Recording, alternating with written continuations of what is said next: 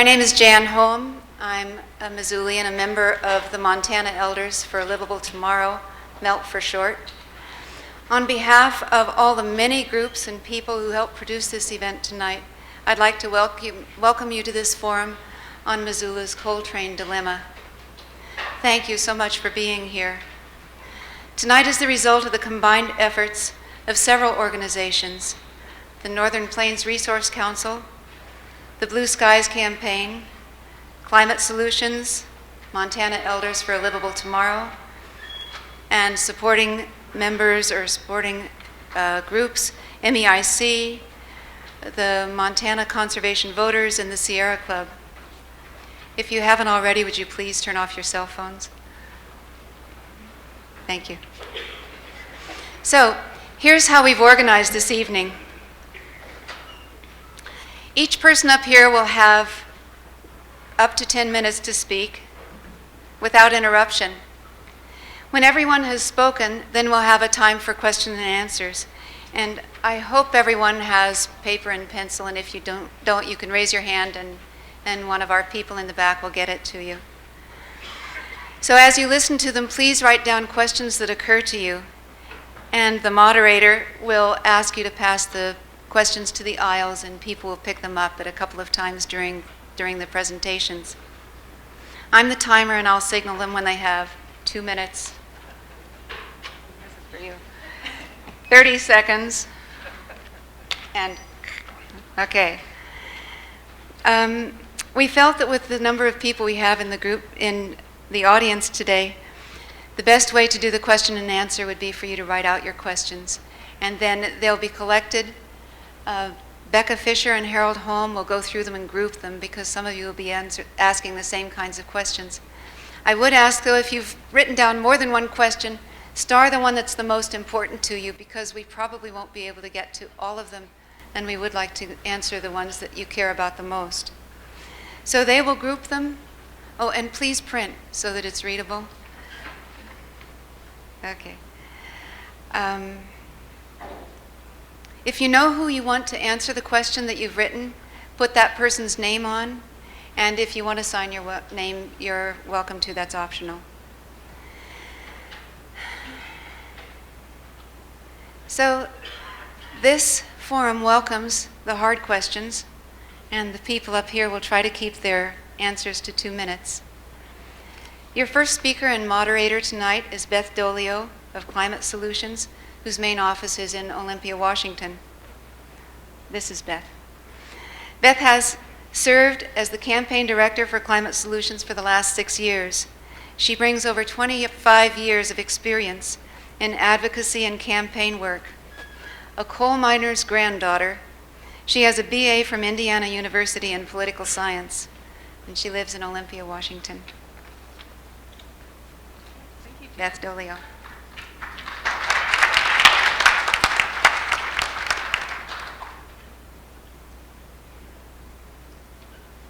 I'm going to start off with a quick, a 3-minute video that was developed by one of our partners in the Power Pass Coal campaign, Columbia Riverkeeper.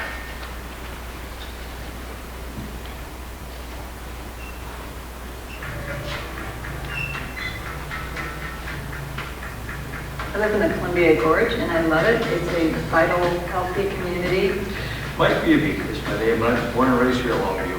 Very proud of this town, and I'd sure like to see it, taken care of for my grandchildren as well as their children. I'm a member of Walkable Docs. We're a group of 160 local doctors, and we're all opposed to the proposal to ship coal through this community. I'm the mayor of the city of Bellingham. We're a city of about 80,000 people. And we're about 10 to 15 miles south of the largest coal export facility plant for North America. Right now, we're looking at several proposals to build coal export facilities. Which start with strip mining in Wyoming and Montana. Mostly from the Powder River Basin. Ship it 800 miles down the Columbia River through all our backyards To be loaded onto cargo level ships and shipped To Asia, mostly China and India. So there's so many compelling things against this terminal. These projects are proposed and funded by Goldman Sachs, Peabody Coal, Arch Coal, and Berkshire Hathaway, who will profit immensely. Together, they propose to export over 100 million tons of coal each year, 10 times what Oregon and Washington currently burn. These trains are almost a mile and a half long. Each train car will lose 1 pound of coal dust per car per mile. If we had a coal terminal 3 miles away, all of us be covered with coal dust. You know, the bottom line is that pollutants in the air that we breathe are responsible for lung disease. So asthma, emphysema, pulmonary fibrosis, pulmonary malignancies, and those are concerning to us as local physicians. Our rail crossings through town are going to be closed for 10 minutes out of every hour, 365 days a year. That means Cars will be stopped. Emergency vehicle delays at rail crossings, increased potential for train-related fatalities. Personally, I know people that have told me that they're not going to sit in line watching coal trains go by for 45 minutes and shop in Longview. The coal company really comes at the cost of all these other industries, all these other jobs. And if you go the direction of the coal, then what clean business is willing to come to Longview? There's something inherently dirty about coal power plants spewing out black smoke. Coal is a 19th century power source. Coal is the worst contributor to climate change. If we say yes to this, we're letting our children live in a far more filthy world than what we've lived in, and that is not a legacy to leave behind. It's not something to be proud of. We've come to a point in the road where we can go back to the 19th century or move ahead. There's new proposals popping up all the time. But with your help, we can win this fight. Share this video with your friends and visit powerpasscoal.org to sign a petition opposing coal export. Thanks for your help.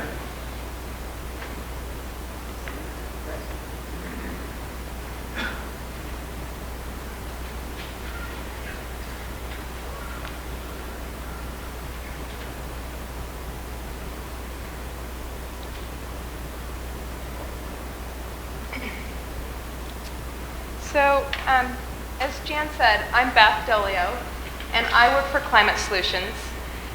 Climate Solutions is a regional organization that works in Montana, Idaho, Oregon, and Washington. Oddly enough, the 4 states that are probably the most impacted by the coal export proposals that are on the table right now.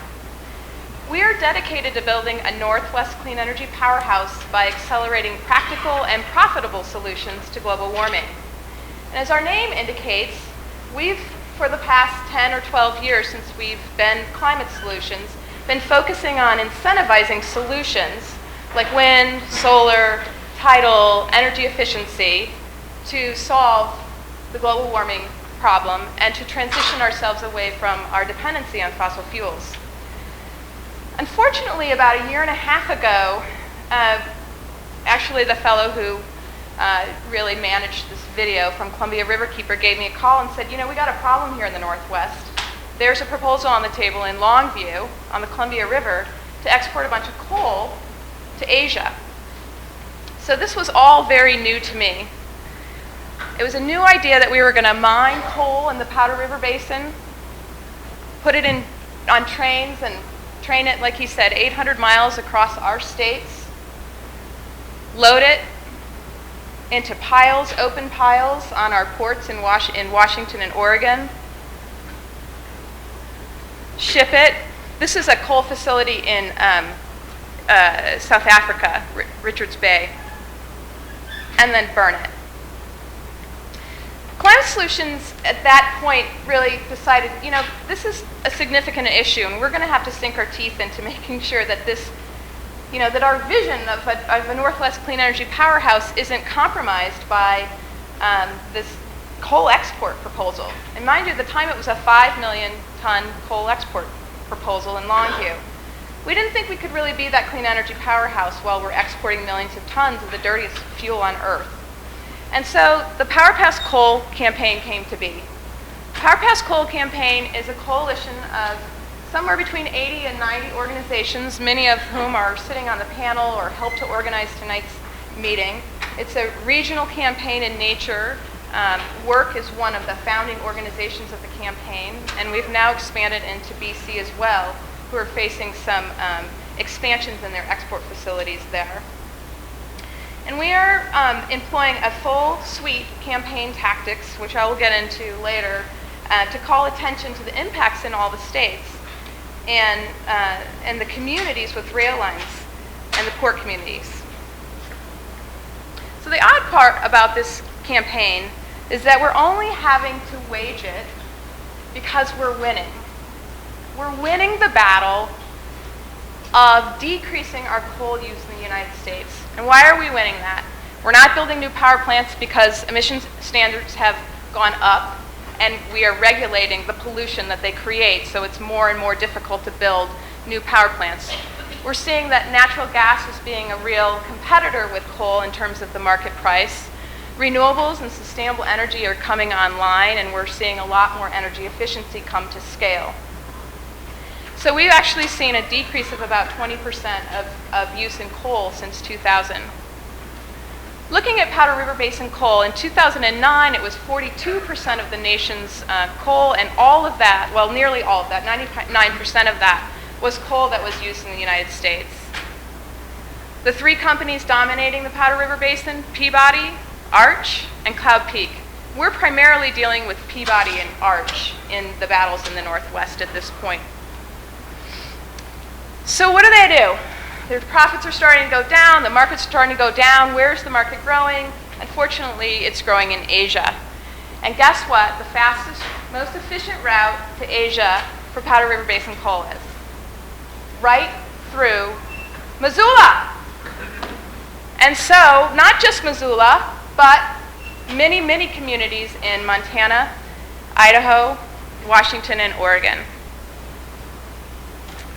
So this is a map of the facilities that are under consideration right now. And I come from the port side of this battle. I am very much in solidarity with the mine site. But these are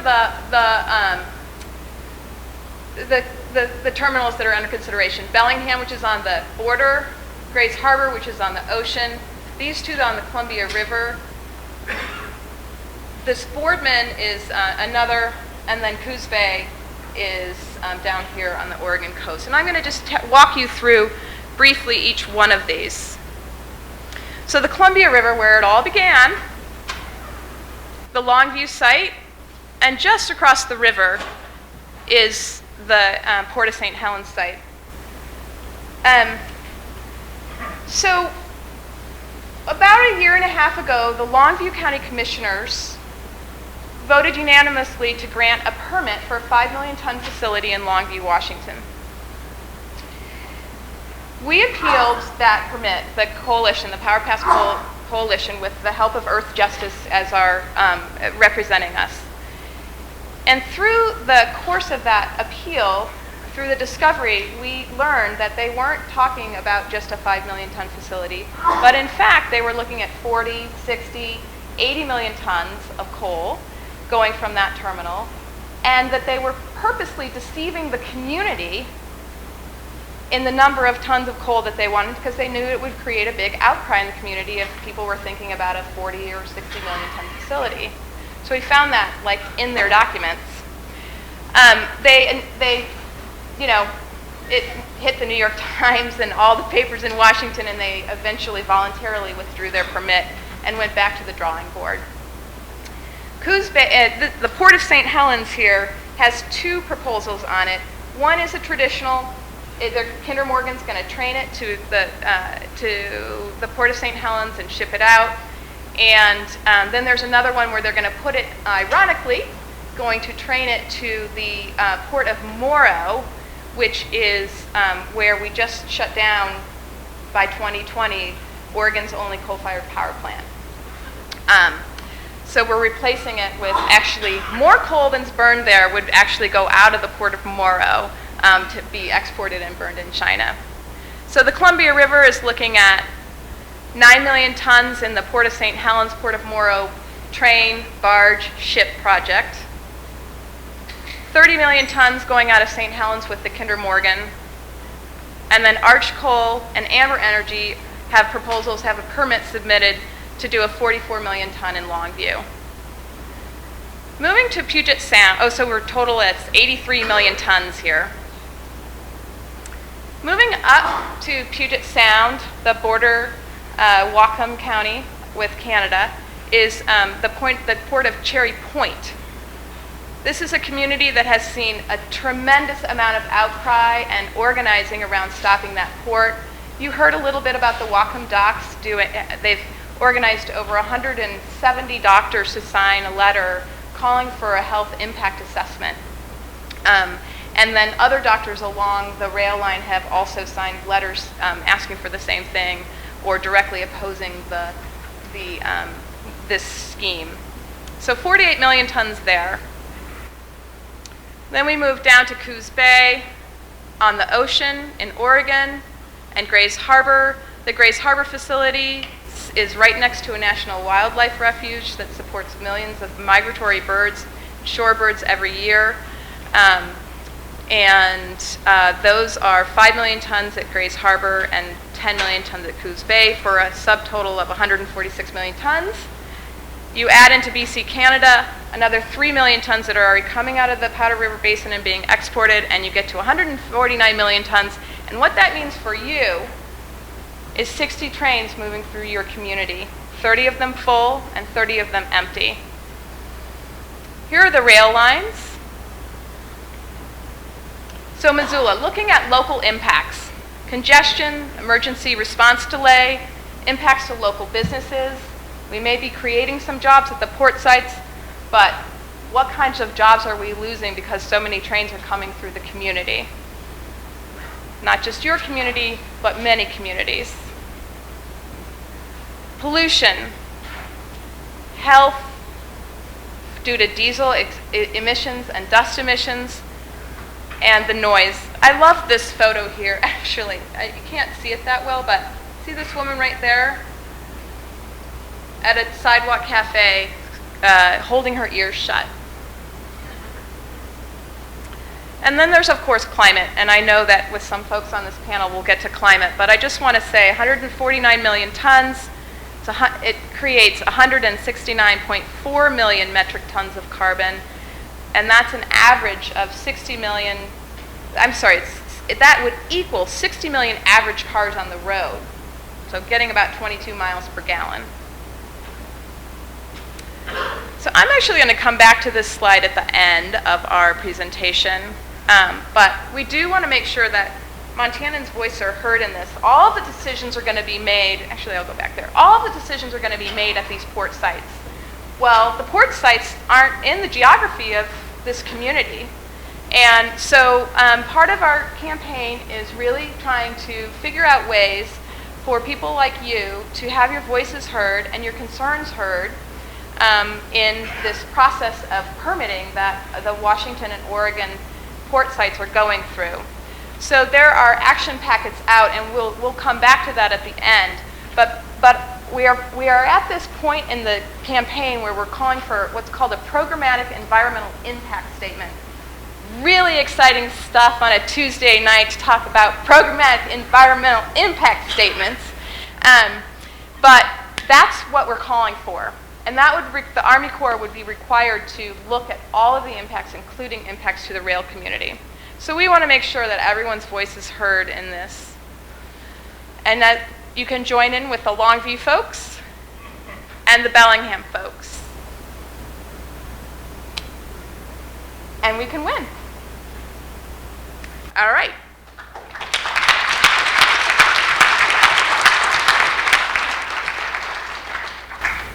Okay, so now I've returned from a presenter to a moderator. And I am absolutely thrilled to share a podium with such esteemed people. We're going to start with Sarah Sweeney.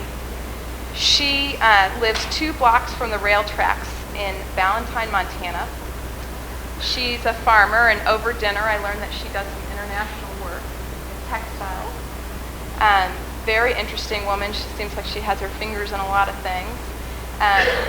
And she's very concerned and has been concerned for years because she's lived with it for over 40 years about the impact of on rural communities and on her community.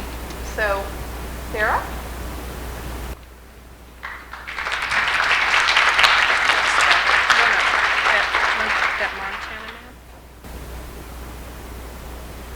Thank you, Beth. Good evening, and thank you for joining us. It's a pleasure for me to be back in Missoula. I haven't been here in 9 years. I lived outside of Missoula for over 17, so it's nice. As Beth mentioned, I live in Ballantyne, Montana. I would point it out on the map, but it's not on there. You would go to Billings and go east, and the Huntley Project would be as close as you could get on the map to my house. And besides being a resident, I'm also a member of the Northern Plains Resource Council. And for those of you who don't know who we are, we're a grassroots conservation organization. We're based in Billings, Montana. We're dedicated to land stewardship and have been in the coal fight for the last 40 years. And we're looking at mainly the livelihoods and the environmental impacts that this coal train, the potential increase in the coal trains is going to cause. And for me, for eastern Montana. One of the things that I can say for myself personally is that the coal issue has been a family business. I think it'd be the easiest way to put that for me. I started as a kid involved folding newsletters for Northern Plains, and it's been a consistent for that long. You know, how is this going to affect Missoula and some of our areas is that, you know, the numbers that are being thrown around are about 40 trains a day. That's 20 coming and 20 going. You know, and those are provided by those numbers have been provided by the coal companies. And with this increased export, we're looking at a massive amount of rail traffic increase as soon as 2015. Well, for those of you who either have lived on near a railroad or cross railroad tracks, if you start increasing your traffic double, some of this might triple. Where I am, the potential is to triple. You're not going to get across. You're not going to get responders. If you don't think it's dirty, it is, because everyone I know complains about it, especially where I live. In rural Montana, we don't have quiet zones. The speeds are higher. We're at grade crossings, which means we're at a ground level crossing. Many of these crossings where I live, there are no bars, there are no safeties, there are no lights. These railroad tracks run across people's driveways, essentially. And some of these places are farms and ranches, some of these are small towns. There has been very little talk about what we're going to do about the speed. We do know where I live, the trains are running about 65 miles an hour. That's through a town on both sides of the track.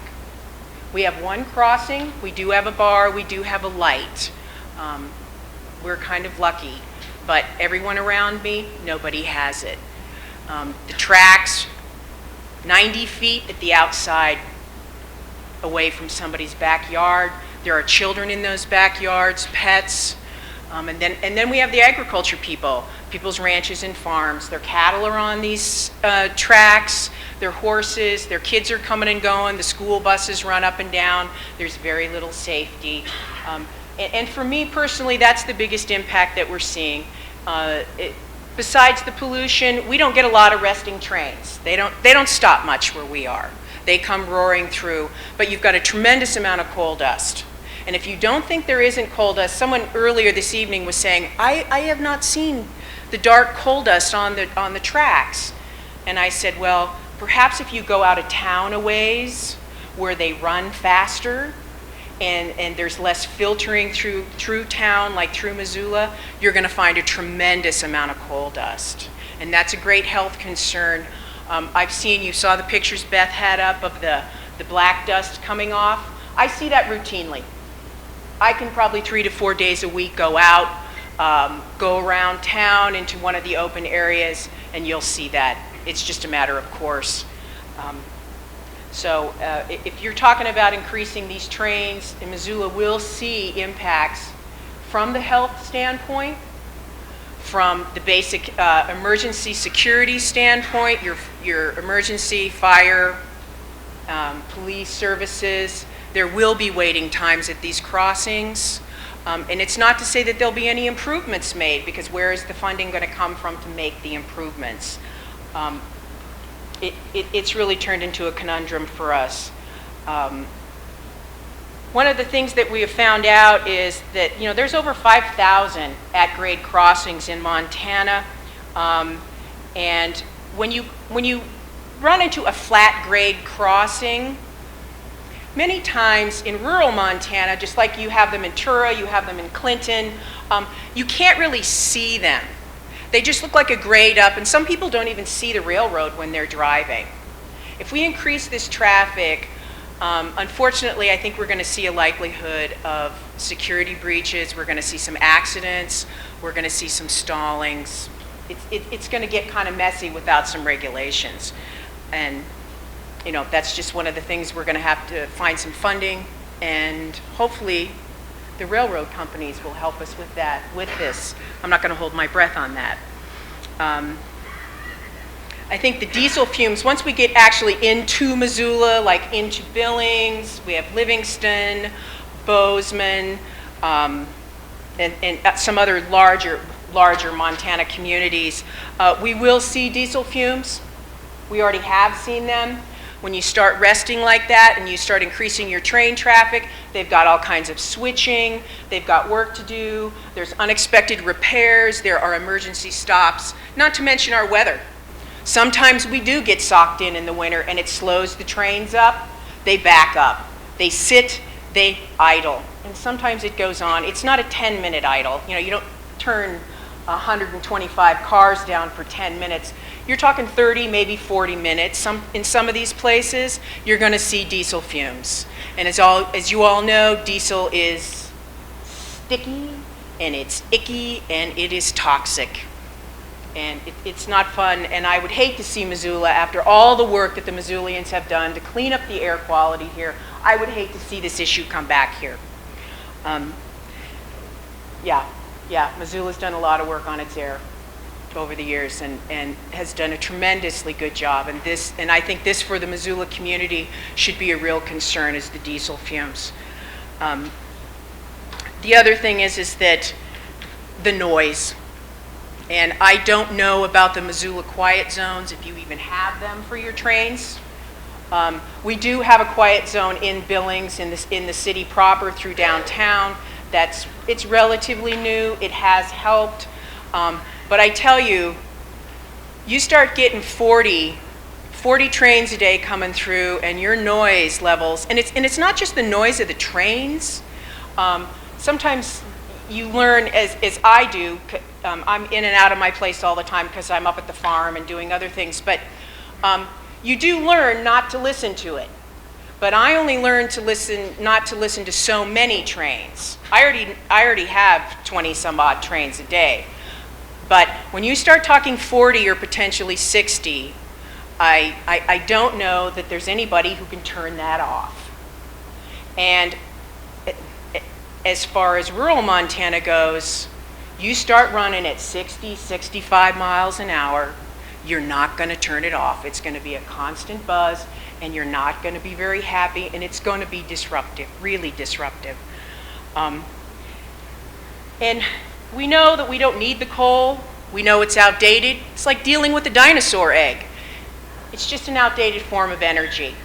So hopefully here in the future, with development of alternative energies and switching over to some other things, we'll find some solutions and we'll be able to cut down on this potential problem that is coming. I believe if you live in Tura or Clinton, as I drove up today, I'd be hopping mad about this issue, because I tell you, those are some really nice small towns outside of Missoula, and this will definitely affect them. And I'd forgotten how beautiful it was over here, because I'm semi-arid grassland person. And I'd forgotten how nice it is over here, and I thought, boy, oh boy, I'd be asking some pretty serious questions about potential coal trains coming through my backyard in Truro, Clinton.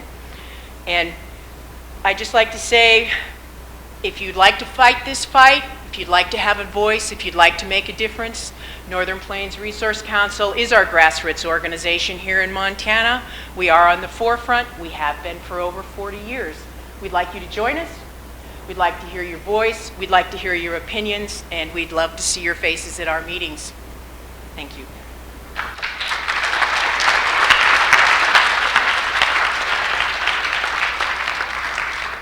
Thanks, Sarah. I just want to make one thing really clear. There's not a single port that has a single fully approved permit to start operating a coal export facility. Like, nothing has been fully approved. So we are in the early stages, and now is the time to make your voice heard. So we should be talking in this if this happens, not when it happens, because it hasn't happened yet and it's not going to happen. So I just wanted to make that really clear. I have had the privilege to work with Ann Hedges. She is with Montana Environmental Information Center, and she's the program director there and lead lobbyist. The MEIC lobbies for what the state legislature, monitors state government, educates the public about health and environmental issues, and provides citizens with organizing and technical assistance. They, like Northern Plains, is a really top-notch organization, and Montana is very lucky to have both of them so firmly rooted in your state. It's just a pleasure to work with both of these organizations as closely as I get the opportunity to do. Most recently, Ann has focused on issues surrounding the development and burning of Montana's vast coal resources. So she really works on both sides of the burning and the export, just like Northern Plains. She received a Bachelor's of Science in Environmental Policy Analysis and Planning from the University of California at Davis, and she has a Master's of Environmental Law from Vermont Law School. Ann.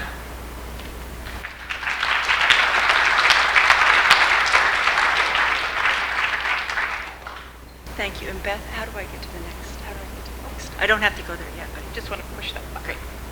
You're going to have to cut me off.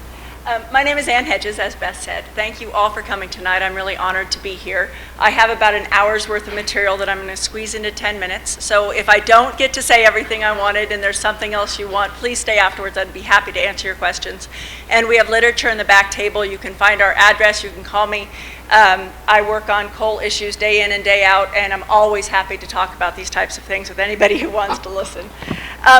First off, I think that coal trains are a symptom of a much bigger problem. I think that the symptom is bad enough. First off, I think the newspaper did a great job of covering some of the issues having to do with coal trains moving through this community.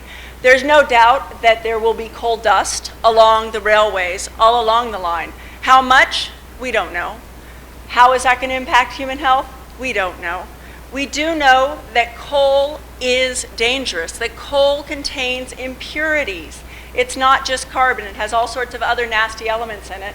And it's those elements that we are most concerned about. We are also very concerned about the size of the particles. And so coal dust is of great concern, but I truly believe there's an easy solution to this problem.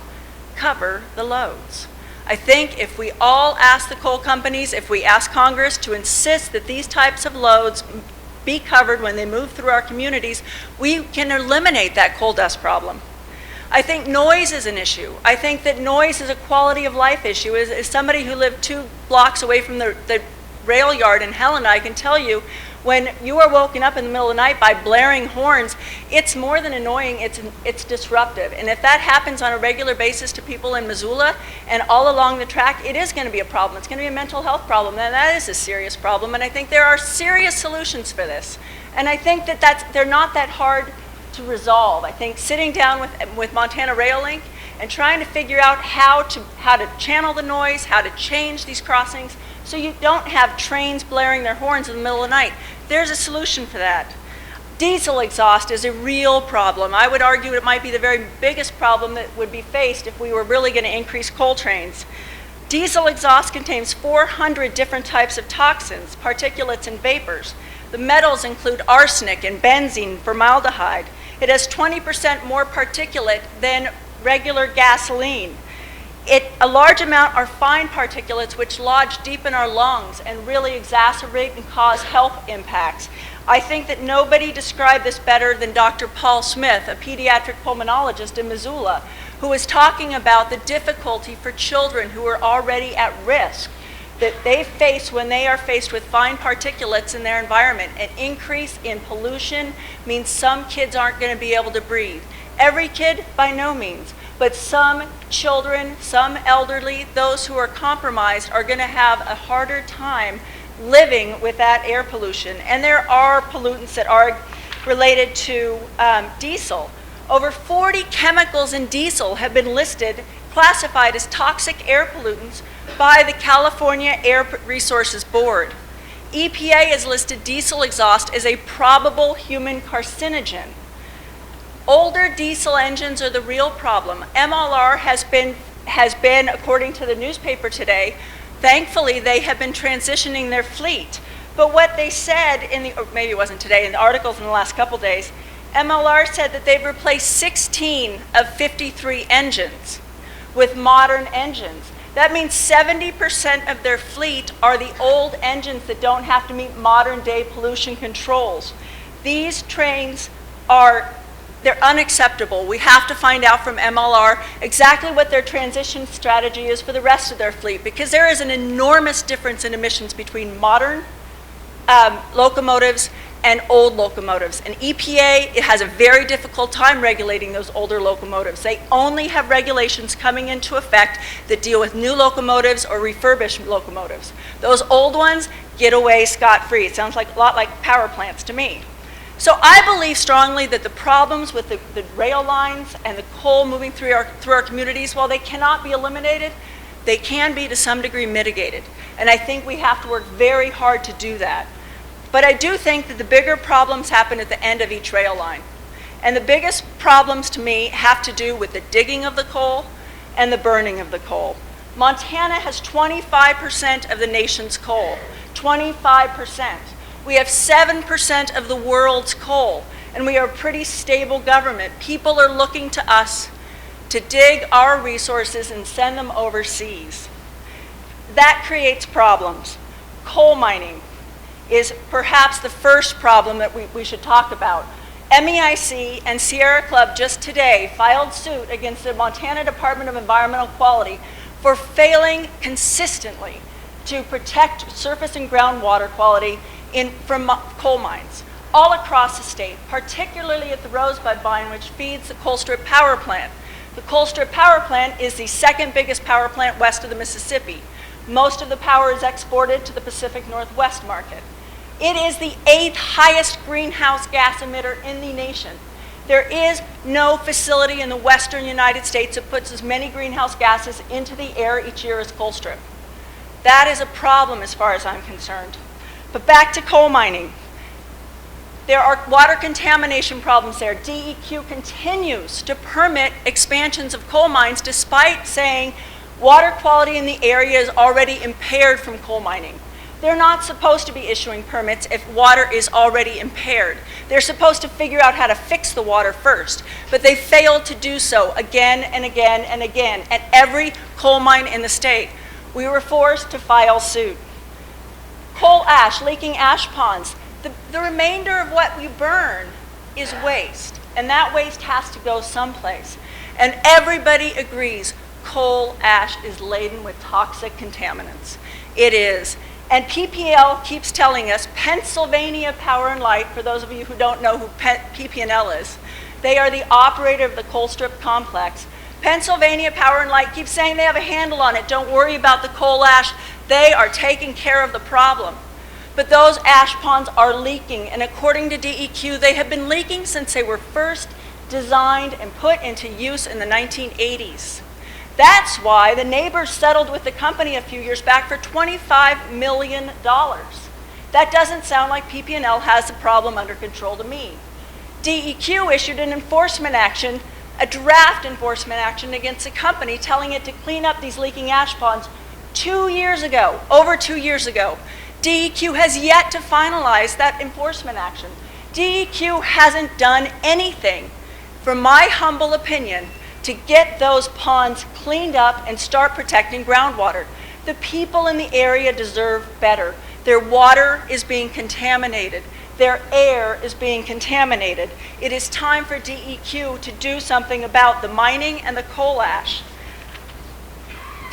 Those two things are significant. They are serious problems, and we must get a handle on them. But the bigger problem, well, another big problem has to do with air pollution.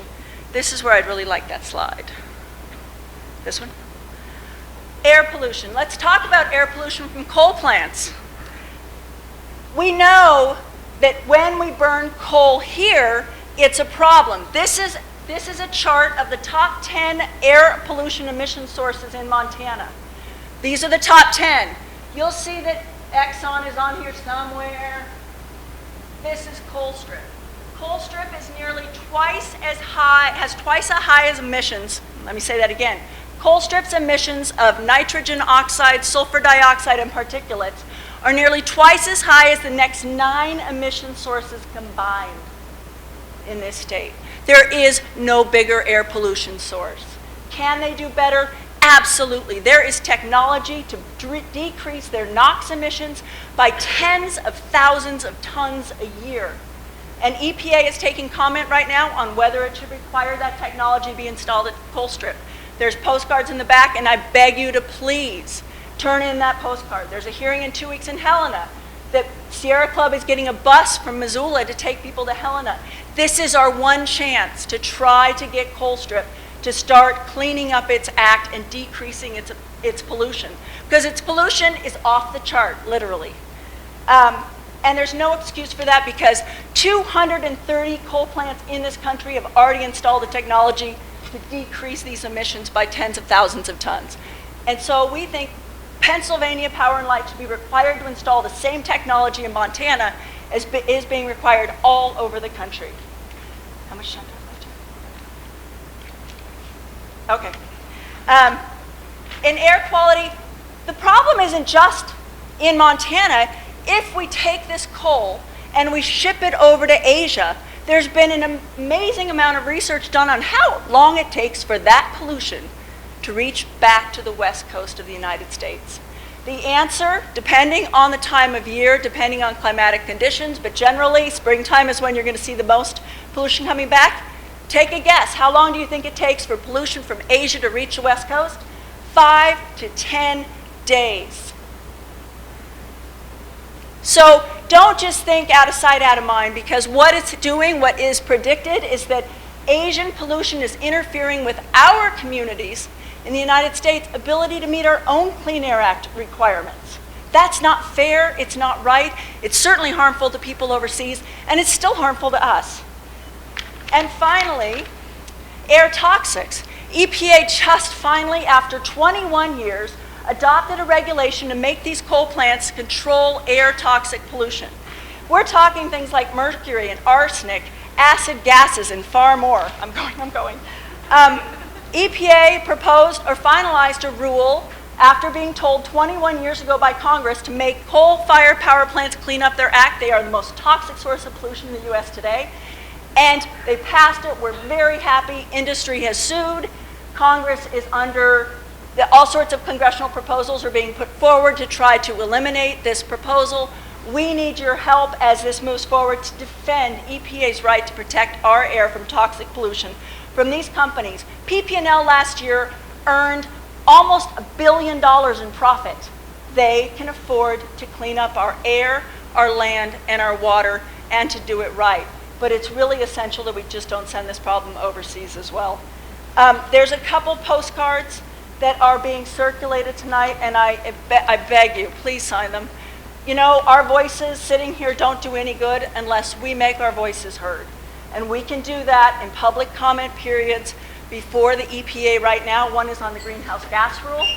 One is on the regional haze rules on criteria pollutants for Colstrip. The greenhouse gas rule is finally going to start regulating greenhouse gases from industrial sources. It is not the be-all, end-all, but it is a critical first step towards starting to get a handle on greenhouse gas emissions from these enormous sources of air pollution. I'm happy to answer any questions when the time comes. I'm going to leave you with one slide. I'm sorry. How do I get there, Beth? When people say that coal is cheap, I want you to keep this slide in mind. It was presented by the Public Service Commission of Montana. Commissioner Gucci is here in the audience. Thank her and her staff for putting this together. This shows where Northwestern Energy is getting its power and how much it's paying. I want to turn your attention to energy efficiency being the cheapest energy source that Northwestern Energy gets. Judith Dapp, firmed up, is in the middle of the price range for how much Northwestern Energy is paying, and Colstrip Unit 4 is its most expensive resource. This was not put together by environmentalists. This is the truth.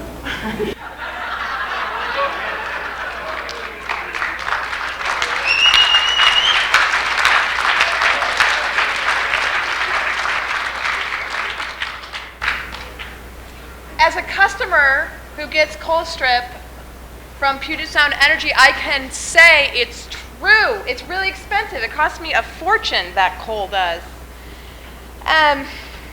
All right. Thank you, Anne. Tom Power is our next panelist right here.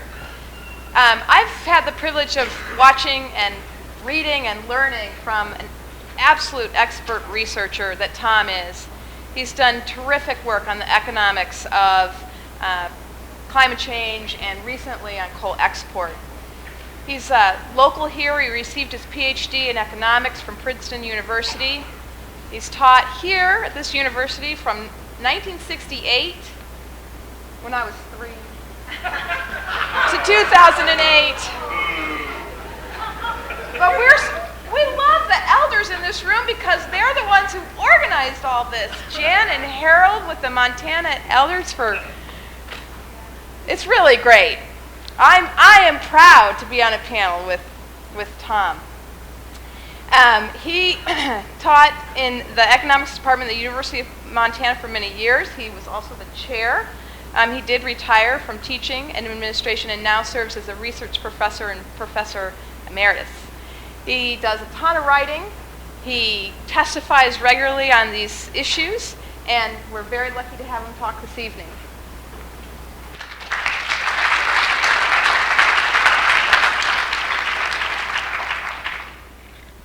I'm going to need the timer. It's been famously said, of course, that professors can't say anything in less than 50 minutes. So I have to cut it by substantially here. I was asked to deal with some obvious questions. To begin with, why in the world do we face this push to ship coal from, in some ways, the end of the earth out in the Great Plains, northern Great Plains of Montana and Wyoming, thousands and thousands of miles to China in order to generate electricity? What's behind this push? In the past, Montana and Wyoming's Powder River Basin coal has gone almost exclusively to the eastern United States, primarily because of a market created, of all things, by federal regulation. If it weren't for the federal government regulating the emissions associated with coal-fired power plants, most Powder River Basin coal would still be sitting in the ground. It's the low sulfur characteristics combined with a market created by regulation. So next time you hear people complaining about federal regulation eliminating jobs in Montana and Wyoming, just keep in mind, for better or worse, the reason we have the mining going on, the reason that the Powder River Basin has taken over about half of the coal market in the United States, is because of that federal regulation. So why are we, what's the push now? Not to ship it east to serve our markets east of the Mississippi, but to ship it to the West Coast and then on to China and other parts of Asia. Let me just list a half dozen reasons for this turnaround. One, of course, is that Montana and Wyoming has one of the largest, cheapest in terms of private costs, and lowest sulfur coal deposits in the world. Cheapest, if one wants to just compare prices within the United States, at the end of last week, spot price for Powder River Basin coal was $9 a ton. As my son, a geologist, regularly says, it's far cheaper than dirt. It's far cheaper than gravel. Coal coming at the mine mouth in Appalachia is selling for $65 a ton. So we're sitting on top of one of the largest and cheapest deposits of coal in the world. We also happen to be the closest large U.S. coal deposit to China, closest to the West Coast, and therefore closest to China. Shipping coal from the Gulf Coast ports or from the East Coast of the United States through the Panama Canal, going way south and then coming way back north, or around South America or Africa, would be incredibly more costly, which is why the Powder River Basin coal is looking so attractive. The Chinese economy, of course, has been booming, surprising economists for a very long period of time, for year after year after year of close, if not above double-digit growth rates. A part of that market, about a fifth of the Chinese market along the southeast coast of China, in the greater Shanghai area, greater Hong Kong area, other population industrial centers, they have always received their coal by ocean-going vessels because of where Chinese coal is located. It's been brought from the north and west of China to coal ports in northeastern China, loaded onto ocean-going vessels and delivered to the population industrial centers in the southeastern coast. That makes it very easy from ocean-going vessels carrying our coal to compete with that part of the total Chinese coal market, which actually represents only about a fifth of that total market. The fourth reason is that prices in Asia and in China, coal prices have gone sky high, partly because of flooding in Australian mines and Indonesian mines, partly because the Chinese are reorganizing their coal industry to try and make it safer, less polluting, more efficient, and that somewhat disrupted delivery of their own coal, partly because of the nuclear crisis in Japan, which led to shutdown of nuclear facilities across Asia and substitution for coal for that generation for at least part of the time.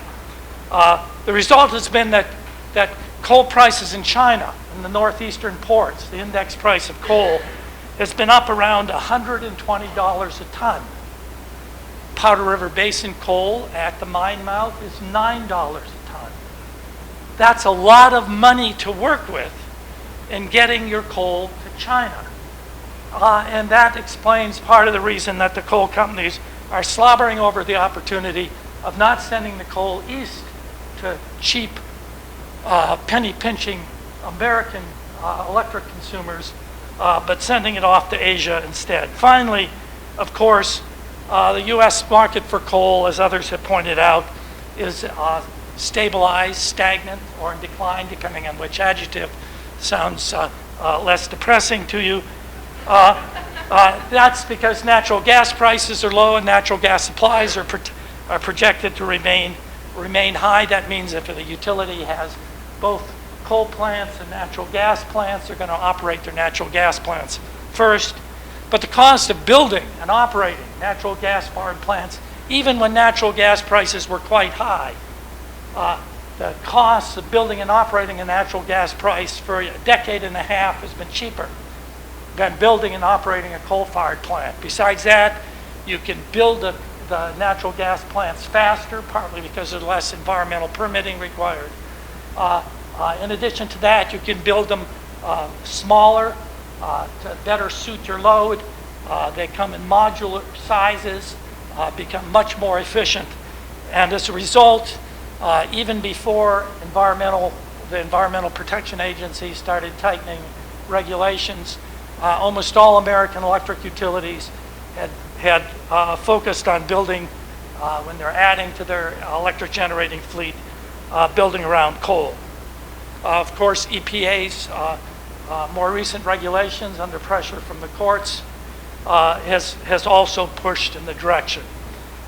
So there's a half dozen reasons why suddenly, instead of our coal being shipped to the eastern United States, people are now focused on shipping it off many thousands of miles more away to Asia, in particular to China.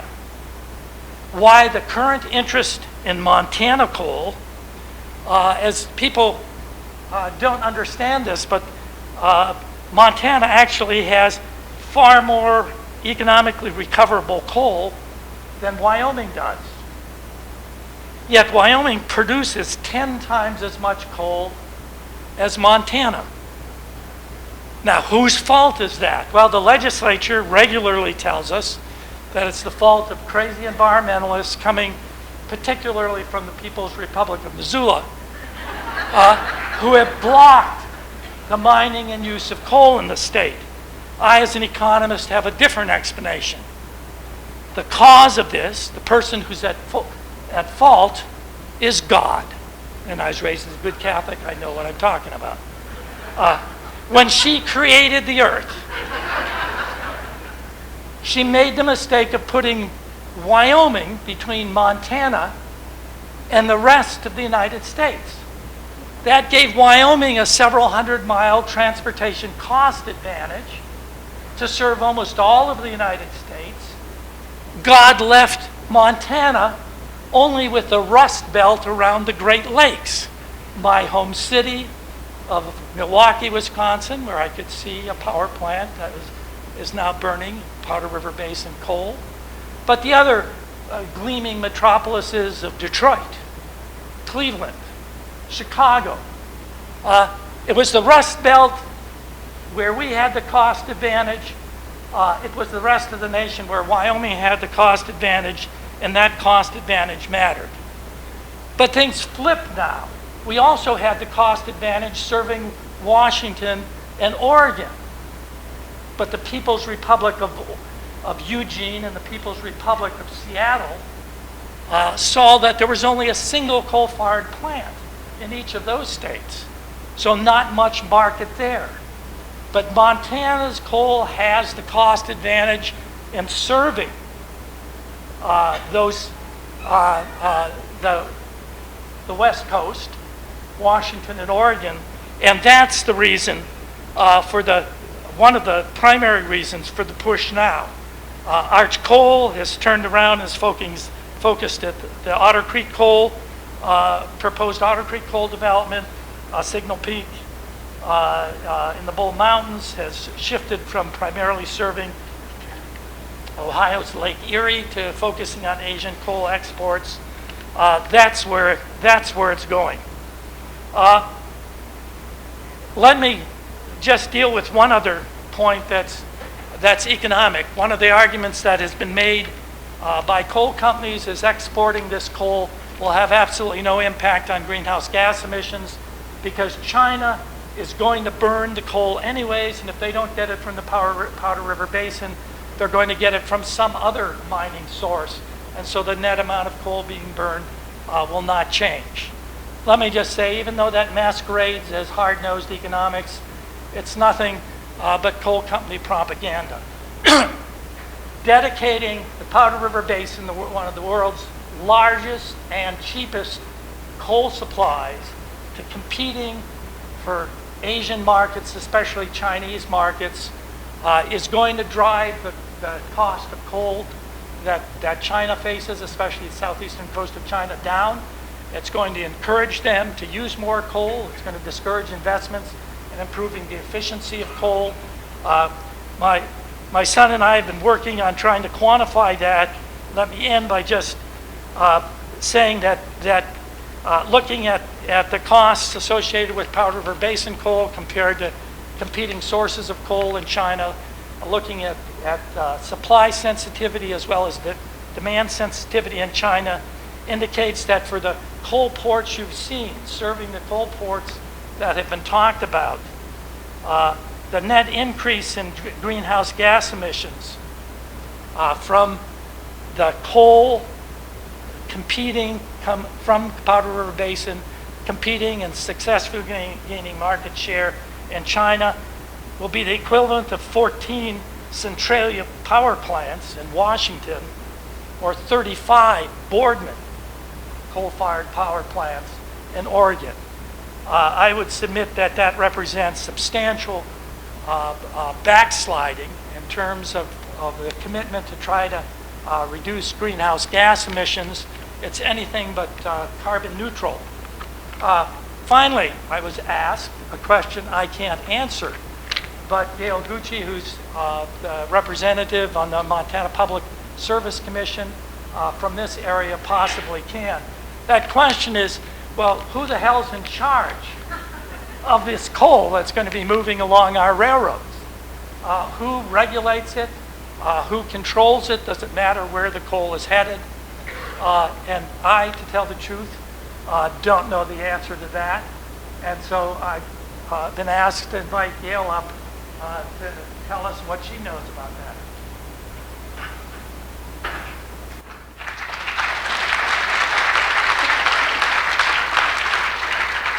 Thanks. Well, it's an interesting question, who does regulate it, because it's kind of convoluted. But from the federal government regulates the transportation of coal, and it's the Surface Transportation Board. But if you know a little bit about the Montana Public Service Commission, you know that in 1913 it was called the Railroad Commission. That's all it did, was regulate railroads and the transportation of railroads, but only within the state of Montana. So we have interstate commerce clauses, obviously, because we're going outside of Montana with this coal. And in the 1970s, the federal government preempted most of the state's laws on coal transportation. So even though those laws are on the books, they're preempted by federal laws. So the Public Service Commission has very little to do with the actual transportation. So the PSC does have a couple of things to do with coal trains, just so you know, and so you know who to contact. One is the crossings in municipalities have to be safe, so safety concerns around railroads, and also that if the trains are stopped, and you heard both Sarah and Beth talk about this, if the trains are stopped for long periods of time, the Public Service Commission is in charge of that.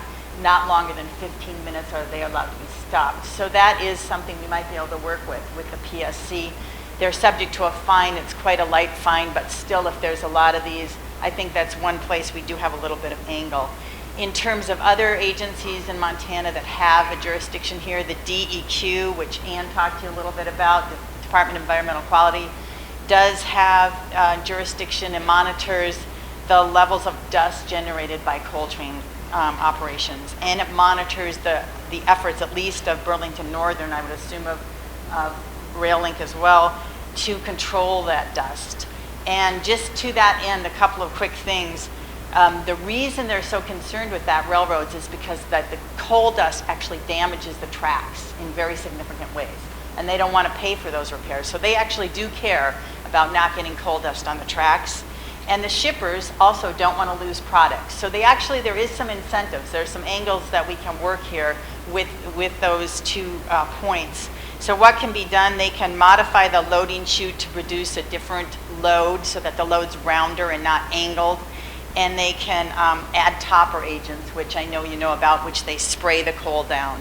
And they have done, DEQ actually does know that if those 2 things are done, if the load shape is modified and if the topper agents are added, that the coal dust is reduced by at least 85%. So that's significant, and again, something we want to be talking about. So thank you, and if you need more on the PSC, I saw my name was in there, so please feel free to contact me.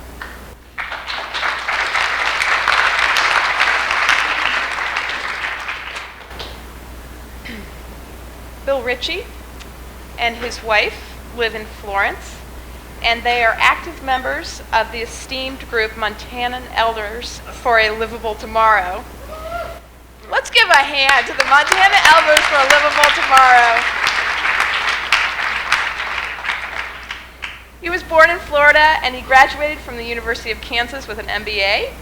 He retired from the coal industry in 1997, and his career there was focused around the finance and operations end of things, and I am really curious to learn from him tonight and to hear what he has to say. So with no further ado, you're up, Bill.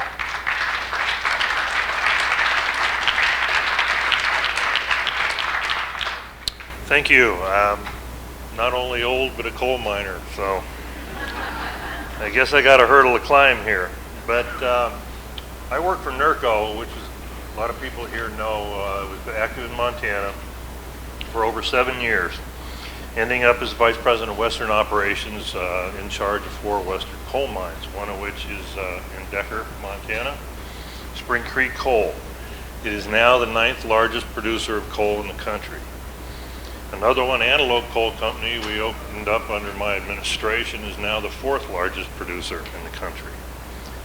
But the one I'd like to talk about is Glenrock Coal, which in 2000 was shut down, 7 years of reclamation, and is now a wind farm, providing electricity for 66,000 homes. There is hope. I'm not here speaking as an industry expert, or really that. I'm really here as a private citizen and just want to talk a little bit about clean coal, because it's a term that's bandied around an awful lot by the industry and by people everywhere. And the point I really want to make about clean coal is, where is it? I mean, we hear about it all the time, but just where is it? And the answer is pretty darn simple. Make no mistake, the industry's done a tremendous amount to clean up the burning of coal over the last 30 years. Its particulates have gone down, sulfur's gone down, scrubbers have been installed. But also make no mistake, there's no such thing currently as clean coal. And even Montana's coal cowboy, Governor Brian Schweitzer, knows it. So hoping to ship it abroad doesn't clean up the problem. When I was watching the Masters, and that's kind of what old retired guys do, I was stunned when I watched an ad by the American Coalition for Clean Coal Electricity. It described a product I don't know. And so what I think I want to talk about a little bit is, as we face these things and we hear these terms thrown around, we got to be very clear. Because in the ad, they blurred the line between clean coal and clean coal technology.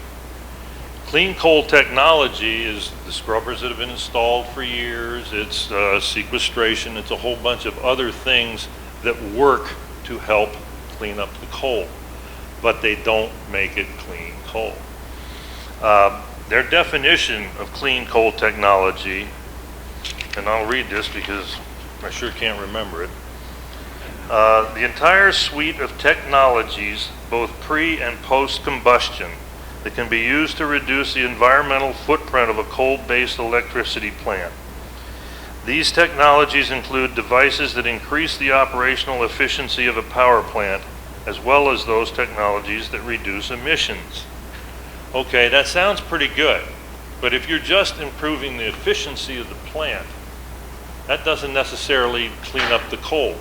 The part about reducing the emissions does, but that's not necessarily what they're working with all the time. The equivalent is saying, you know, if they can get a little more power out of a pound of coal, that's improving efficiency, but that doesn't make it clean coal. It's kind of akin to if we put less arsenic in your orange juice and then said, we're not poisoning you anymore. It just doesn't work. Also, the suite of technologies utilizes the scrubbers that have been in service for years. And one of the things they talk about is the clean coal technology. One of the things they want to do is reduce sulfur. They want to reduce the nitrogen. They want to reduce the particulate matter. They want to reduce mercury. Technologies to do this are available. A lot of these things are doable. I don't want to get started talking about Coal Strip and Rosebud, because In the industry, those were known to be disasters before they were permitted. I mean, the process is just, those are awful when compared to what's potentially available to be done. But the part that misses in the clean coal technology is what do we do with the carbon dioxide? And that's where sequestration comes in. And my example of sequestration is if you took your little puppy to your mother's for Christmas and she's cleaned the place all up for all her relatives and she goes out to get a little punch and you look down and little Fluffy's left a deposit on the carpet. What do? You panic. You just look around, you start thinking, you look over here and mom's coming back in with the punch. What do? You take your foot and you kind of kick it under the couch. That's sequestration.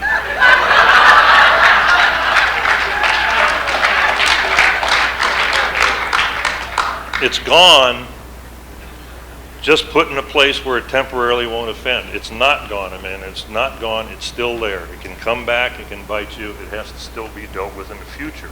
Sequestration may be a stopgap measure that can help us as we try to work through a transformation out of burning dirty coal and into one where we burn no coal, or hopefully we come up with the technology to do clean coal. But it is not a good long-term fix for what's wrong with the world. The next point I just wanted to touch on, which is different, I hope we've talked about before, is really looking at the business of coal. Coal is a big business, and it's big corporations. And the thing people need to understand, contrary to the Supreme Court, corporations are not people. They're merely organizational structures that are endowed with legal rights.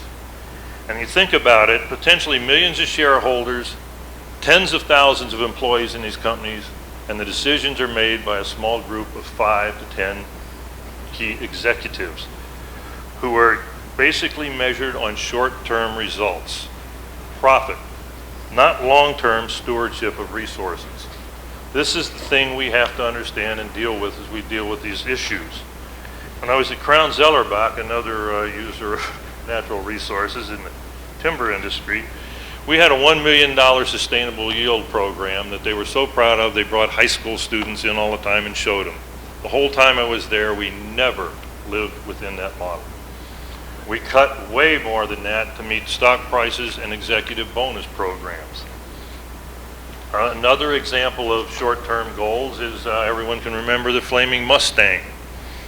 Well, the decision was made by Ford Motor Company that it was cheaper to pay for the fatalities that they projected than it was to fix the car.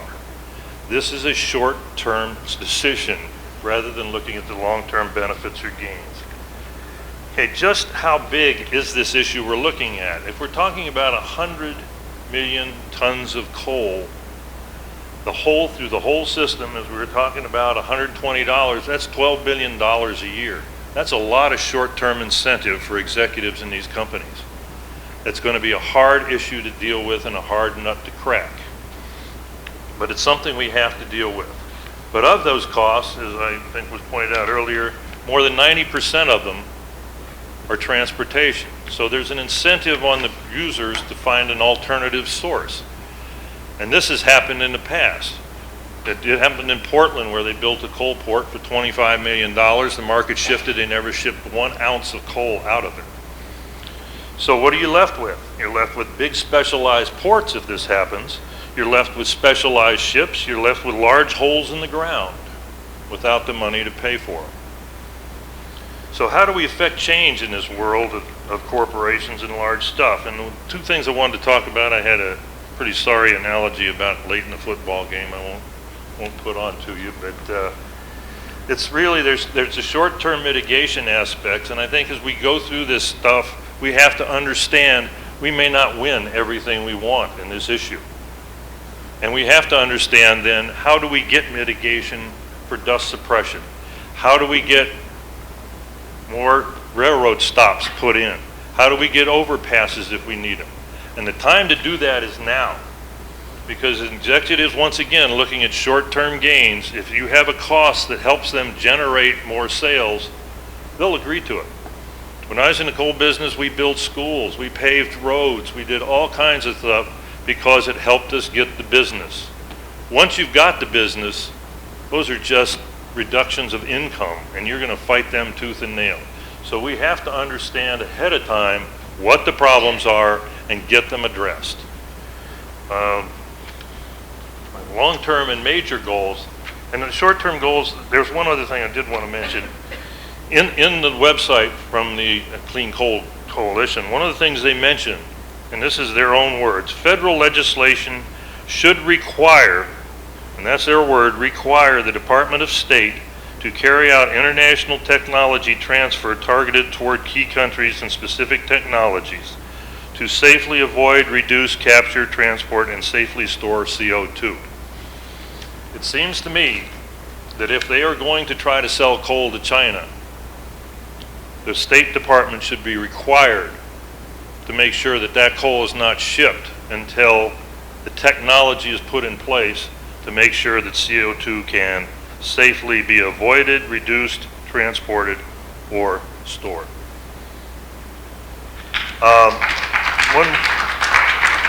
One final thing on the long-term aspects, which is the global warming. Do I have any time? Am I done? I'm not. Oh, darn. Okay. The long-term goals. This is the stuff that really goes beyond the average executive's next pay raise or his next bonus. This is the stuff of eliminating the burning of coal. It's a goal, I think, of most of us here, and it's a goal that the world needs.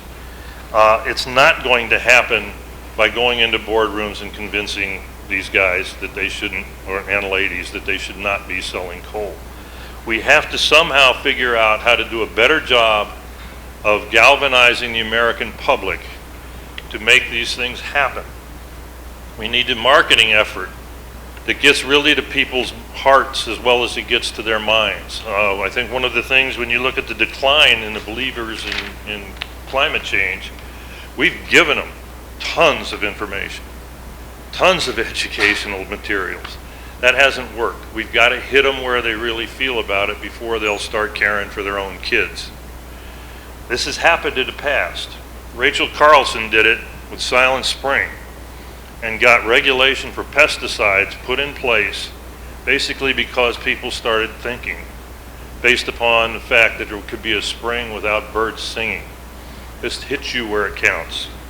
It also happened when the New York Times in 1968 published pictures of the Hubbard Brook Experimental Forest where the trees all look like skeletons because of acid rain. And this led to the legislation that started to help clean up the power plants and the smokestacks of the East Coast because people cared about their forest. So I think we all have to unite, all the different groups here, because this is a bigger issue than the rail pass in Drummond. This is an issue where we've got to support the people with the ports. That's the pinch points. These are the ways we're going to get these changes made. And so that's basically about what I got to say. And so I appreciate it. Thank you.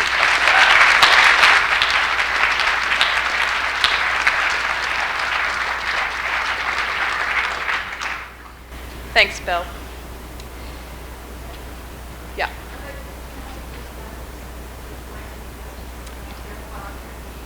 If you have questions, can you pass them towards the aisle? And wonderful blue skies on the other spectrum of the age category. Our students here at the University of Montana, who've been doing a great job, are going to collect those questions and bring them down here.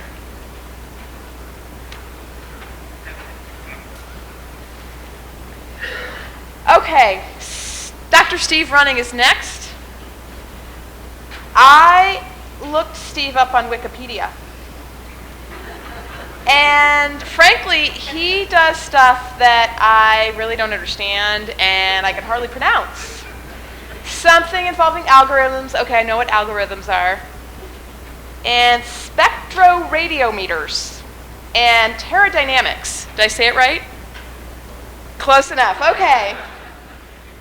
This all sounds really impressive, I gotta say. So But he is a professor here at University of Montana, and he's a recognized expert in global ecosystem monitoring. And in 2007, he was awarded the Nobel Peace Prize. And this was in relation to his work on climate change, which is really exciting. You all are very lucky to have him here in Missoula and at the university. And with no further ado, Dr. Running.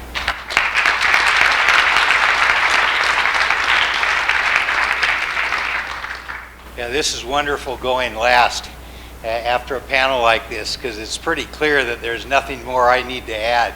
So I just had all my work done for me. And probably most of this crowd has heard my climate talks in the past. And so what I'm not going to do is punish you with PowerPoint at this hour at all. I think I just want to end this panel by giving you a sense of priority of where, when we talk about slowing and ultimately reversing climate change, where we as climate scientists see the priorities. And it's actually so obvious to us that it's a no-brainer. And a number of you may have been here when Jim Hansen, the world's preeminent climate scientist, was here at U of M in 2008, I think it was, just about 3 years ago. And I had asked Jim this question repeatedly over about 10 years, and I asked it to him again. I said, Jim, now, when people ask me what's the first thing we ought to do, has your answer changed? And he says, nope, the very, very first thing to do is quit burning coal for electric power. It's just a no-brainer. It's the obvious first priority. And so I simply want to say, if you have any energy for activism on stopping climate change, this is the place to start. I'll bet this crowd probably has already done the squirrely light bulbs and recycling and all the straightforward individual things. In a collective sense, stopping coal burning worldwide is the absolute obvious next thing to do. And the fact that this comes straight into our backyard, as I ride my bike to this campus every day, I ride under these coal trains and the overpass there on Broadway, and I look up and I think, this is why I'm going to work today. So there is nothing better to spend our time on than this issue right here of stopping coal burning. And I don't know what else I can say.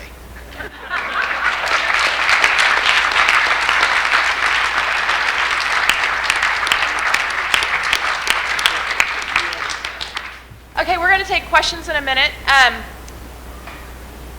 Want to make sure that if your voices are heard, please pick up an action packet. And I'm just going to share a quick story with you. I was sitting down with the Department of Ecology, Washington State's Department of Ecology, to talk about the scoping process up in Bellingham. Northern Plains had put a letter into the folks who are managing that process, requesting hearings here in Montana so that your voices can be heard. Other local officials have also, from Montana, have also made that request. That came up 4 times in that meeting. I'm not kidding you, 4 times. They said, well, those people from Montana want scoping hearings in Montana too. And I'm like, yeah, they do, you're right. But it has an impact. When you speak out, it has an impact on the processes. And we have got to get the scope of these EISs to be as broad as possible. It's the biggest lever we have to stop these ports. And in doing that, we have provided you a letter. All you have to do is sign it and send it in. You can take it, you can put your individual comments on it. It's addressed to Brigadier General John McMahon, the Commander and Division Engineer of the U.S. Army Corps of Engineers. So please take a moment to do that. There are other things in the packet that you can do as well.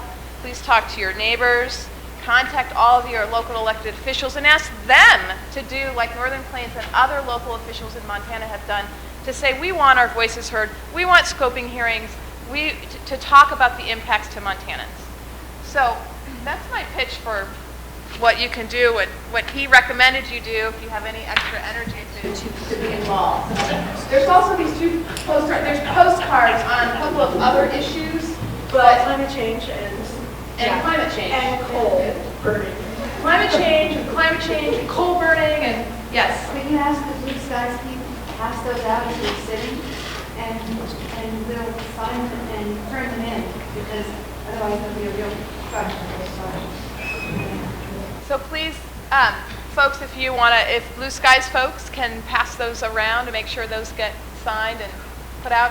Also, just quickly wanted to recognize Beth Berlin. She is the climate solutions person here in Missoula, Montana. She's my colleague here in the state, and it's great to have her. And I know she's been working here.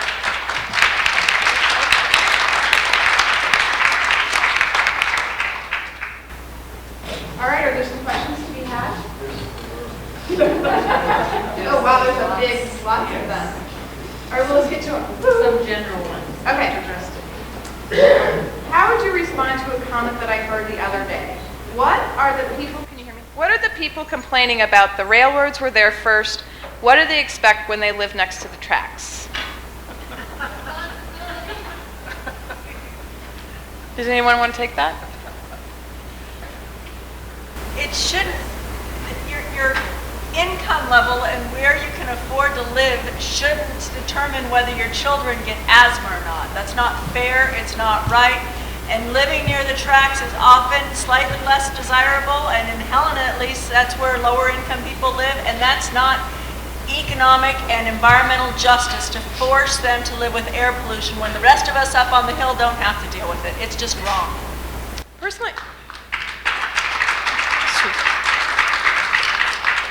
is it a good economic strategy to export a raw resource? Or should we be putting grain on those tracks instead? It's going to compete with other kinds of industries that actually create more jobs. So is this really how, we've got a choice here. We've got a limited amount of resource in a railroad. You can't use it 24 hours a day. We have to choose. And I don't think choosing coal is the right choice. Okay. What taxes does the state collect on coal versus the subsidies that the state gives the coal industries, such as leasing Otter Creek for below market value? Where do you start? How about the tax break that the legislature gave Signal Peak last session, and the very last day of the session they gave them a $2.8 million tax break that didn't come out of the state's hide, it came out of the local government's hide. The local government now can't collect that tax and mitigate the impacts that coal mine is going to have on that community. And they were hopping mad, and they like the coal mine. So, these tax issues run very, very deep. There is no doubt about the fact that the coal tax trust has been a tremendous benefit for the state of Montana. We are so thankful we had it. I wish it had been 30%, or remained 30%. But the bottom line is to really dig deep into that issue, you have to look at an awful lot of variables. And I don't think that ultimately the benefit from those taxes that we collect or the discounts that they get are sufficient to justify the cost. I'd like to add to that. On the Signal Peak mine, Roundup, Montana has a 100-year-old grade school. They needed that tax money to upgrade that school. Boilers have been replaced who knows how many times. They've patched it. It's put together with baling twine. They didn't get their money. The likelihood that that 100-year-old school building will be replaced, it's not going to happen. Not anytime soon. With the massive flooding that occurred in Roundup and the other problems, that community is actually kind of in a tough spot these days, probably worse than most. And they lost that income, and they needed it, and they support the mine. Are you working with Indian tribes, for example, the Lummi Nation next door to Bellingham, Washington? The Lummi signed a confidentiality agreement with the proponent of the project there, SSA Marine, and got a bunch of money from them to actually do a very intensive review and look at what this means for their tribe. So we have worked to talk with other members of the tribe who aren't involved in leadership And yes, we are working with them. The Nooksaks, who are also in that region, are opposed and will be submitting comments and scoping. There's actually 5 tribes that have some jurisdiction over Cherry Point, and so all 5 of those tribes will be involved.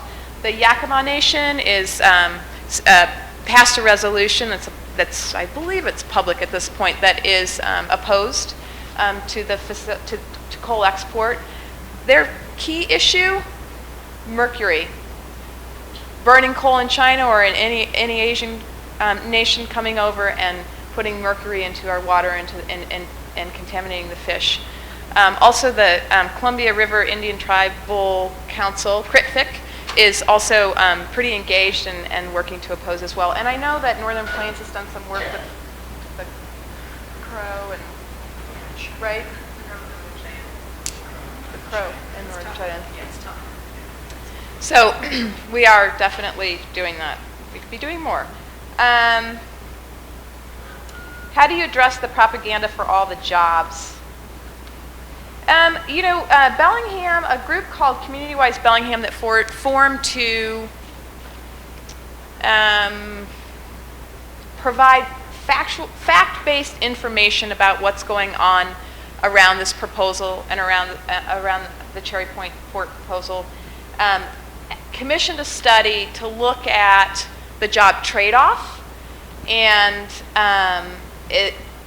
through a complex modeling system, came to some conclusions that if certain things happened, that we could actually see a loss of jobs with that. So there are studies like that in communities that we are looking at others to commission in other communities to look at those kinds of issues, the job trade-off.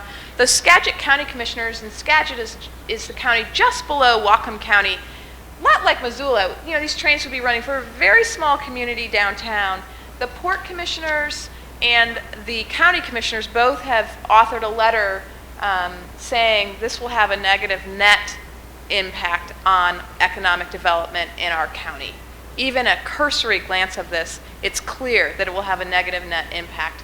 So that's something that, it's not a progressive, it's not the People's Republic of Skagit, I can tell you. It is Skagit County who's saying this. So lots of other communities have also passed resolutions saying this is not going to be good for the jobs in our community. So those are some of the ways that we're trying to get at looking at all aspects of the job angle. Is this on? The job issues in Montana is going to be a very difficult issue if you look in the mining communities, because it's a very real issue. I mean, those are good paying jobs, and any increase in volume brings more people to work in those communities. The impacts on the communities, though, often are very, very drastic. And as Montana's experienced in the past with the boom and bust, for example, if the example I gave where you run maybe 5 or 6 years and they find a cheaper source and drop you, the boom and bust cycle on those communities is devastating. And has happened repeatedly through the life cycle of this state, and is one thing why companies do pay mitigation up front, is because a lot of those jobs are illusory or don't last. And so they're good jobs, they're good people. I've never worked with better people than when I was working at Spring Creek, but it's a tough issue to say because legitimately they will provide more jobs in a lot of those communities. But I will also say that nature abhors a vacuum. And if you start eliminating coal jobs, there will be some way to replace that electricity.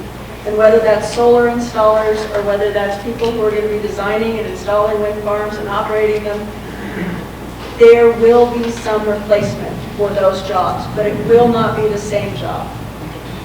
Not what they're in China. How toxic are topper agents or surfactants used to suppress the dust?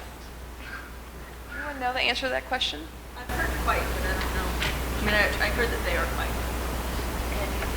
Sorry. I can talk a little bit about it. We applied surfactants in coal loadout chutes when we were doing it to keep dust suppression down so we didn't poison the people that were loading the trains. And they're fairly effective in that, but they're expensive and they tend to dry out. And the longer you ship, you know, they will dry out because it really is a liquid you spray, and then it kind of a little like liquid detergent. You know, you kind of spray it over and it dries and it does that. One of the other issues I think with it, and I keep bringing up, is these are bottom dump cars. And a lot of stuff falls out of the bottom dump cars, and nobody seems to talk about that. And I think when the railroad looks at their ballast problems, they're going to find that's really where more of them comes from. Anybody want to talk about the carbon impact of natural gas? It's a great debate right now. It's less than coal. It depends on what study you read. Well, yeah,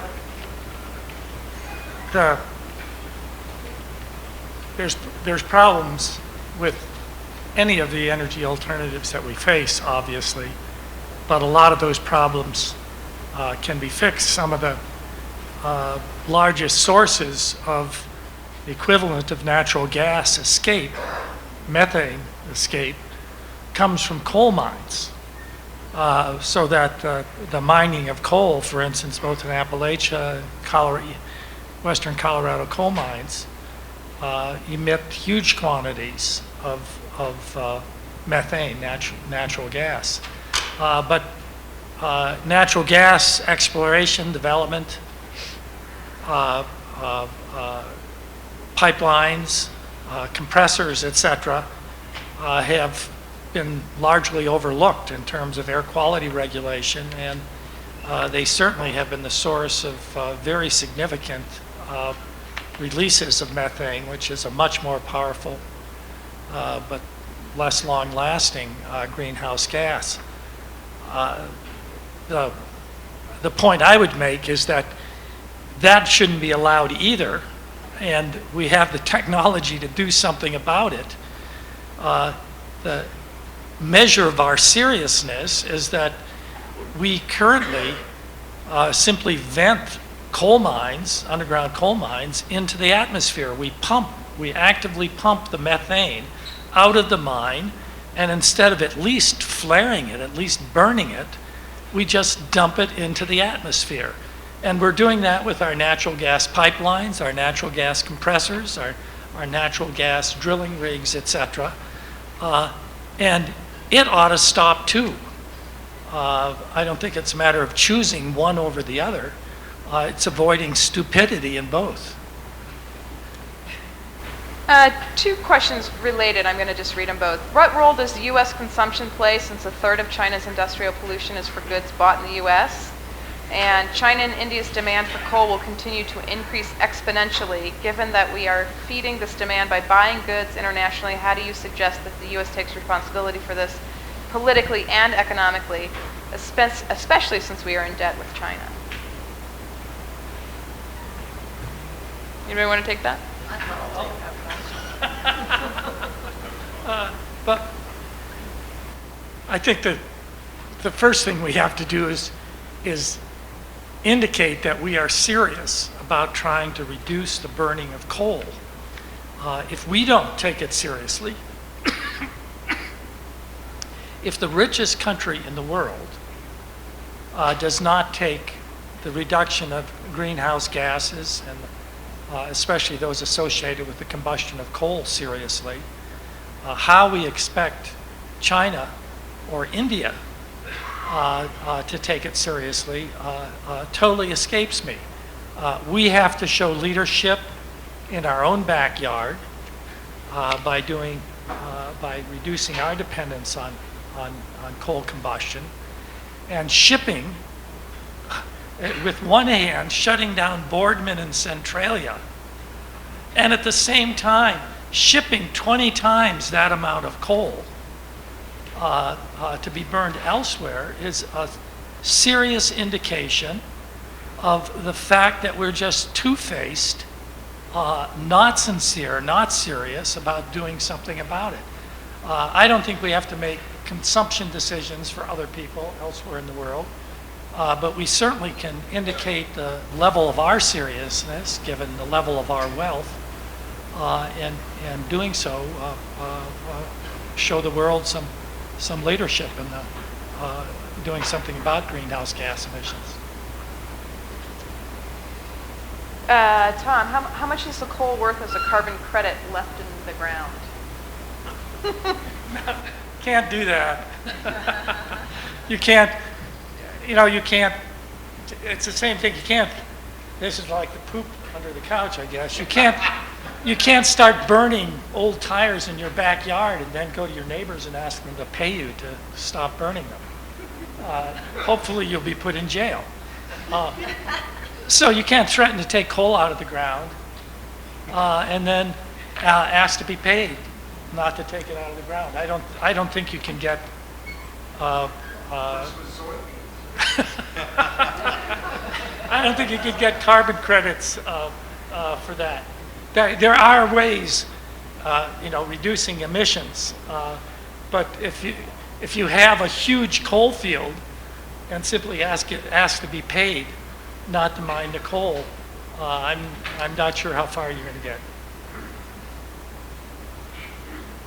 Where will China get the coal if not from the Powder River Basin? Australia is their second market. Well, right now it's Indonesia.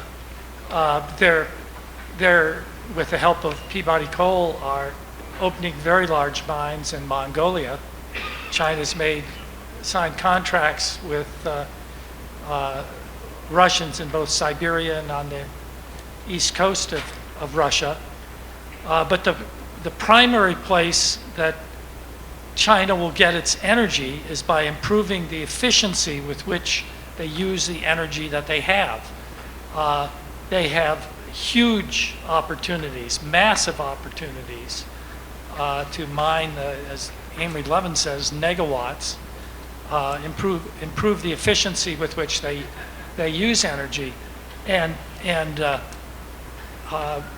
competing to lower the price of coal that they have to face is certainly not going to provide incentives for them to pursue that efficiency.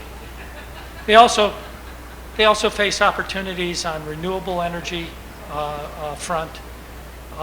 They are in a situation similar to ours. They aren't helpless in terms of constraining their energy use and greenhouse gas emissions. Please describe programmatic EIS. That sexy idea. I'm happy to do that. I brought it up. So,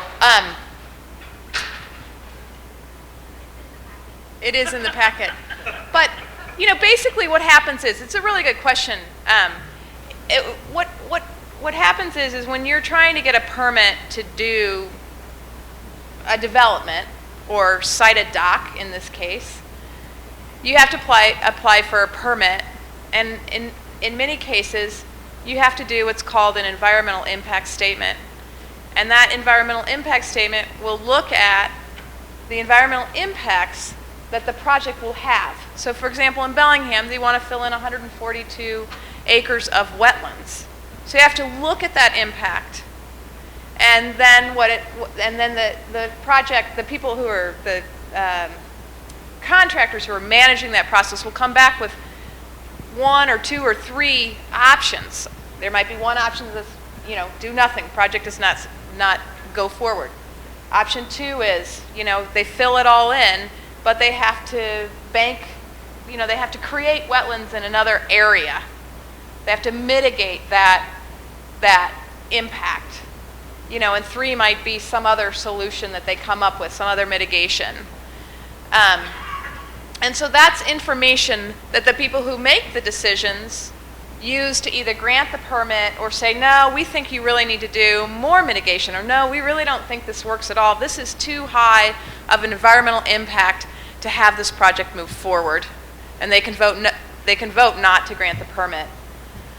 So that would be traditionally what would happen, or in most projects, an environmental impact statement kind of looks at the impacts right around the project area. But what we're saying is, look, the impacts of this project here in Whatcom County and in Longview and in Coos Bay, you combine it all together, and it's got a lot, greater impacts than just the impacts of the one port on its own. So we're saying, let's look at, and actually, the Departments of Ecology and the Department of Environmental Quality in Oregon, as these projects started moving in, they were like, oh my God, what are we going to do? This is huge. The impact here is potentially very huge. We got to look at this more holistically. And so we've moved to calling for a programmatic environmental impact statement that would look at all of the impacts, including the rail impacts and the impacts in Missoula in particular. Does that make sense, more or less? Who makes the decision if that? That would be the Army Corps. Okay. And members of Congress are probably the most persuasive people in moving the Army Corps towards doing that. So contacting Senators Tester and Senators Baucus and Congressman Rehberg about this issue and saying, hey, this has some impacts would be a good thing. You have to include it all. Okay. What would happen if a coal train dumped into a river? Is coal especially hard in fish and water and spawning grounds? And does this threaten sportsmen? Okay, that's one question on this one. I mean, I could answer it, but maybe someone else would want to. Well, I can try to answer that. This is we talked to, one of the things we did talk to Bruce Farling about this, Oregon Trout. And they don't feel that at this time that's been a particular danger. It's happened, actually, where they have dumped coal trains in. And really, before you break it apart, it's not, probably the scientific experts can help me here, but coal as it just sits there generally doesn't release the toxins and doesn't have the problems as much as when you burn it. And so, it's a naturally occurring in the environment, and so I don't think a coal spill like that would have some of the problems we've had with the chemical spills and other things that we've had from the railroads. So I don't think it's as big an issue for there. I'd like to say it was, because I think it would help galvanize people, but I don't think we've had the support so far from, like I said, from Oregon Trout on that. National Wildlife Federation is actually just about to release a study. I think, in June they're going to release a study that looks at the impacts for sportsmen in the Columbia River. So if you sign the petition, we'll make sure that people get a hold of that study.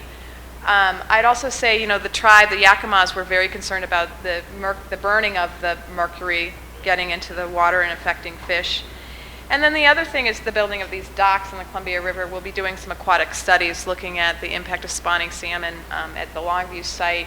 The herring beds that feed the orca up in Bellingham is a particular concern. And back to that jobs issue in Grays Harbor, the impact of the ships moving, the impact of these are huge ships we're talking about, Panamex ships.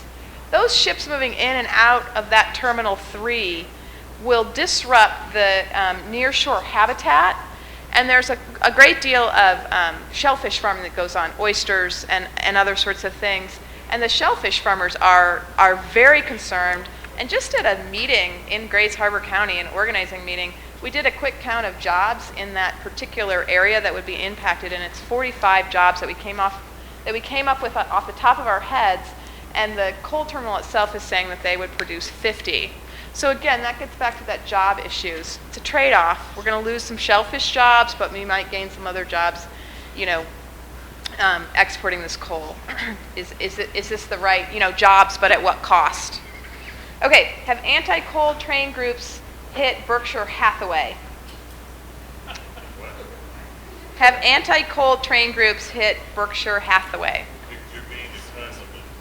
I'm getting my time limit. Oh, because it's time. We're done. I I think it's a great question. I think for some of you in this room, you know Warren Buffett has recently come out and done some sort of active stuff around taxes. We are tracking comments that he makes around environmental issues and businesses and that sort of thing. So we're definitely looking at if there is a way that we might be able to impact Warren Buffett and decisions that he makes about his railroad and what it carries on it. So it's a good question and something we're definitely looking into. All right, well, yes, Jan. What we've done in the past when we've had this kind of a meeting is we type up the questions, send it out to the panel people, and if they would just write an answer if they can, something great. And then we would mail it to the people who have signed your sheet so that everybody gets to see what was asked and at least a short response. Would the panelists be interested in doing that?